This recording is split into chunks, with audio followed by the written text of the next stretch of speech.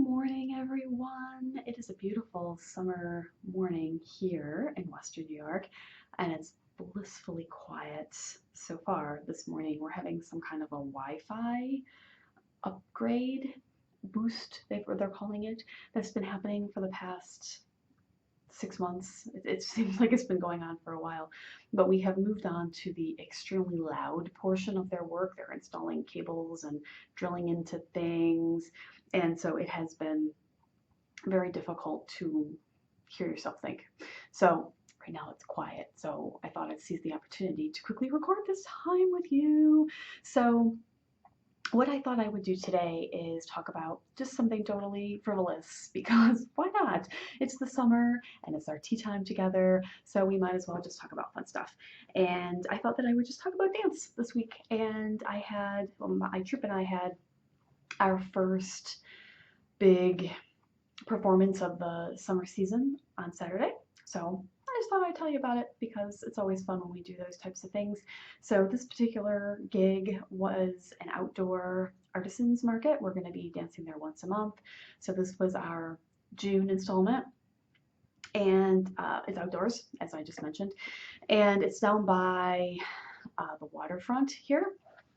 And so the weather can definitely be a factor in terms of not only the temperature, but the wind. And for belly dancers, that can be a little dicey because of our props. So sometimes we're balancing things on our head, sometimes we have these giant iridescent wings, and sometimes we have veils that are made of either silk or chiffon. And wind can affect those things. So we had our set planned, and we did have a veil piece in there. We're not using our wings this year. The sword choreography is just not ready yet. The wind really shouldn't affect a sword being balanced on your head because they're so heavy, but that has not been my experience, just keeping it real here. Last year when we went to this particular venue, I used my sword and my solo, and I also used it for the art festival that's in late July. And if I can link to that post because that was pretty amusing. I'll put that in the show notes. I found wind, I think it's a combination of wind and just your performance nerves. Nothing is the same when you perform as it is when you practice. It just doesn't feel the same because you're more nervous. It's just normal. And so any tiny little thing can make it really different in a bad way. And I found that when I danced with my sword last summer.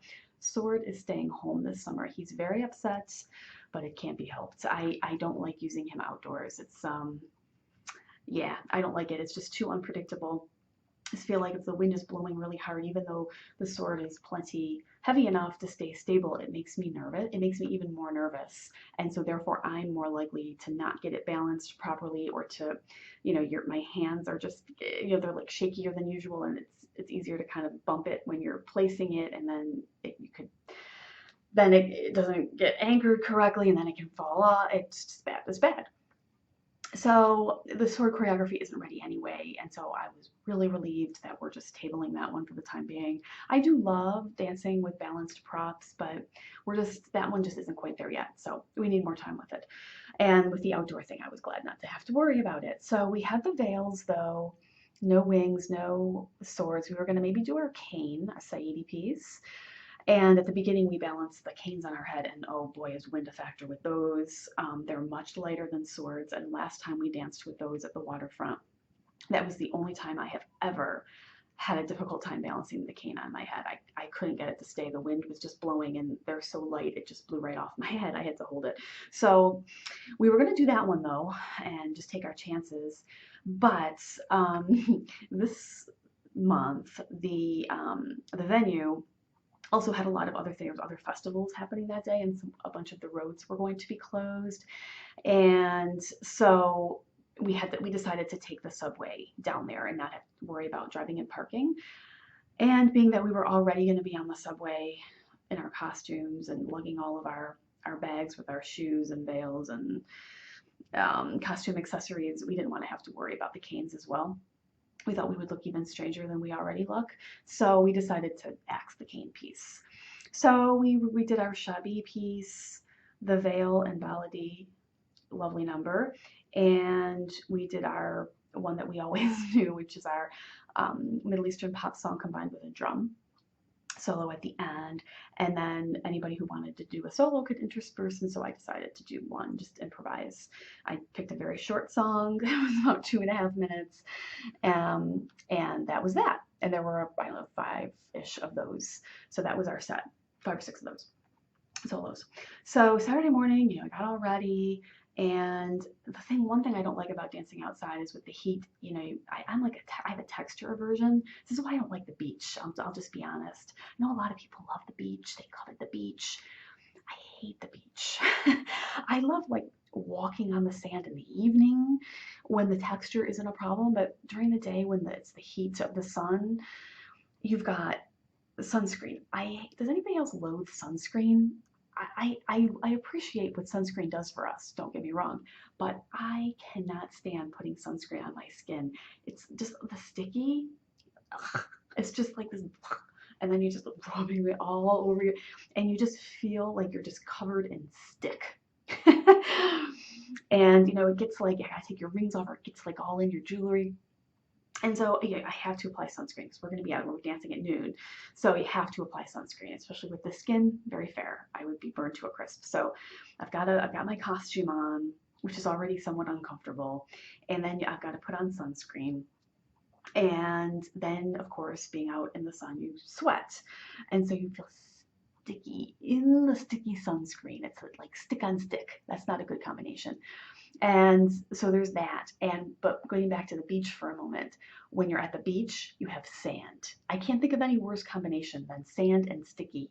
And then the salt water, if you're at the ocean, oh no. So for Saturday, we had the sunscreen, just the sweat factor, and yeah, and we're not ballet dancers, so we don't have our hair up generally when we dance.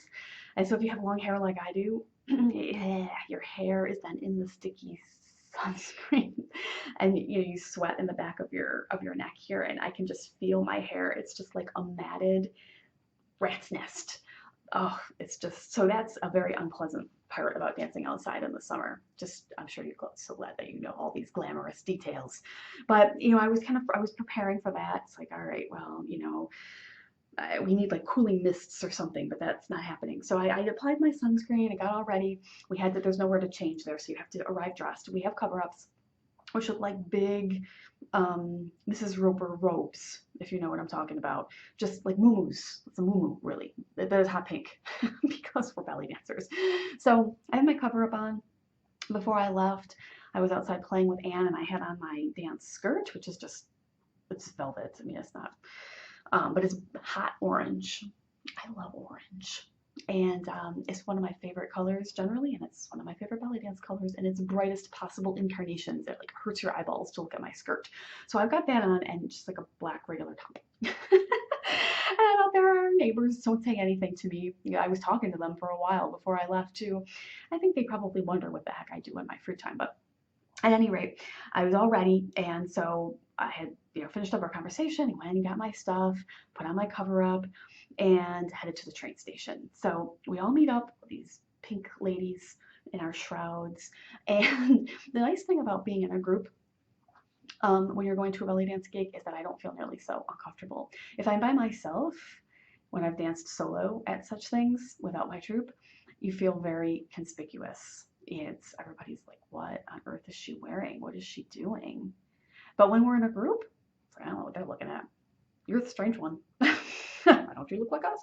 So it's kind of nice. There's like safety in numbers. So we all got together in our crazy little outfits. We got our tickets, headed into the subway.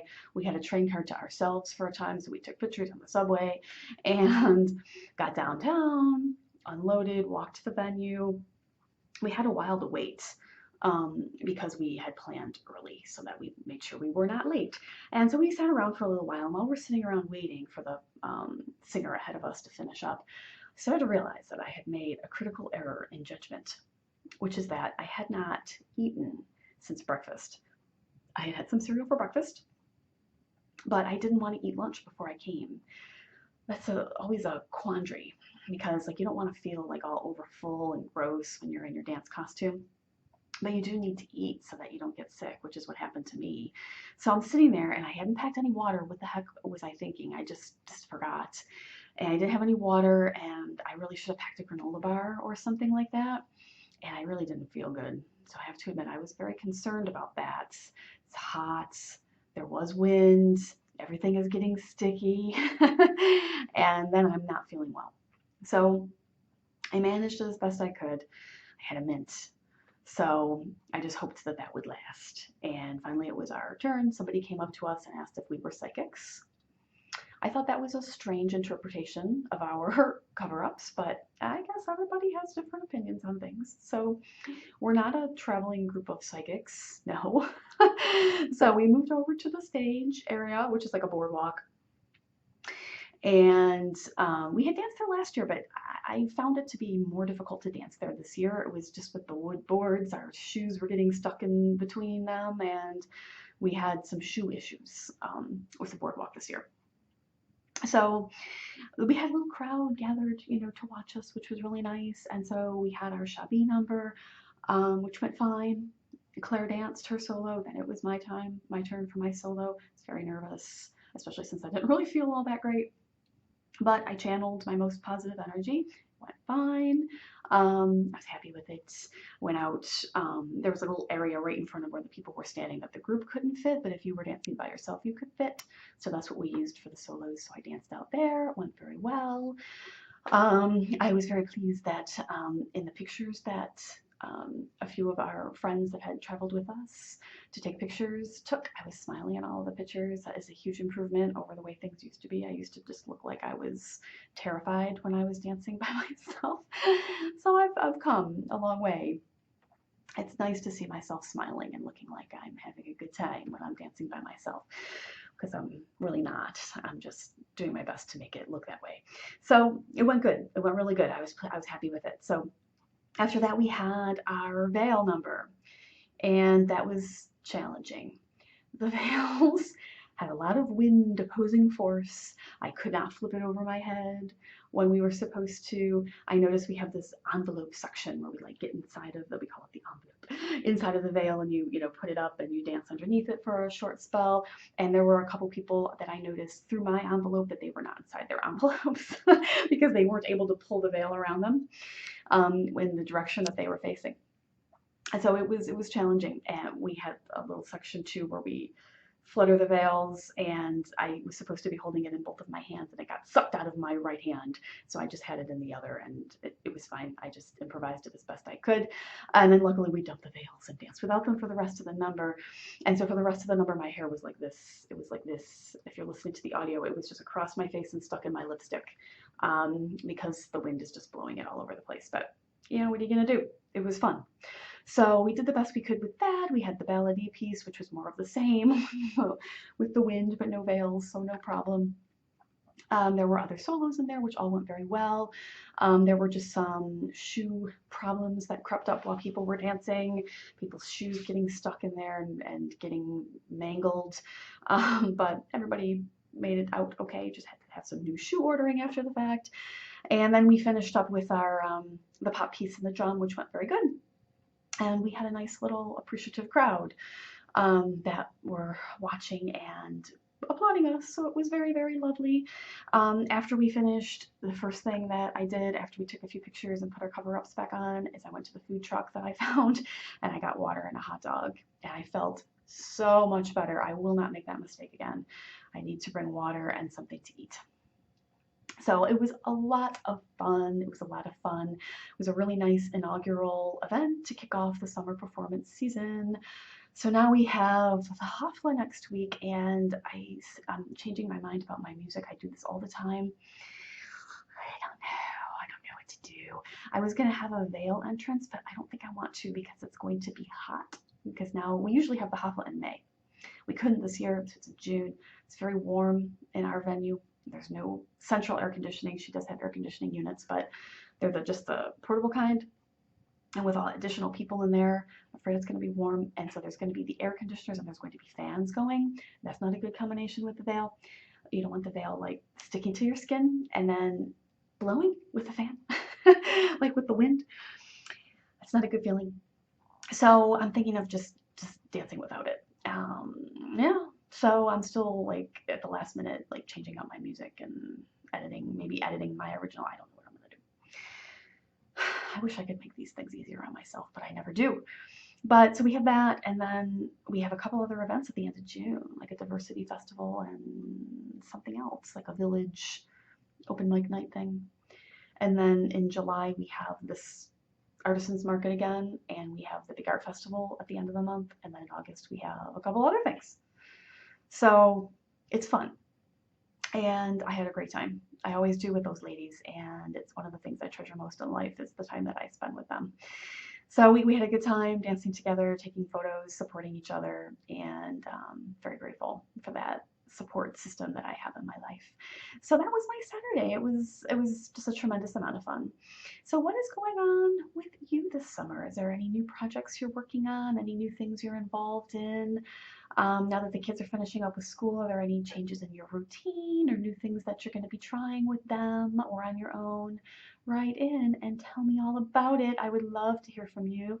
As you know from my past couple of posts, I've just been feeling kind of just overwhelmed lately. I've just had so much going on, and it really helps when I read about what's going on with you and hearing your cheering words. So I would love to hear from you, and also be on the lookout for the next episode of Planned and Not Scripted. That's going to be coming out maybe today, later on today. And we're going to be talking book club stuff. So if you're interested in that, tune in. I look forward to talking to you all soon. Talk to you next week. Bye.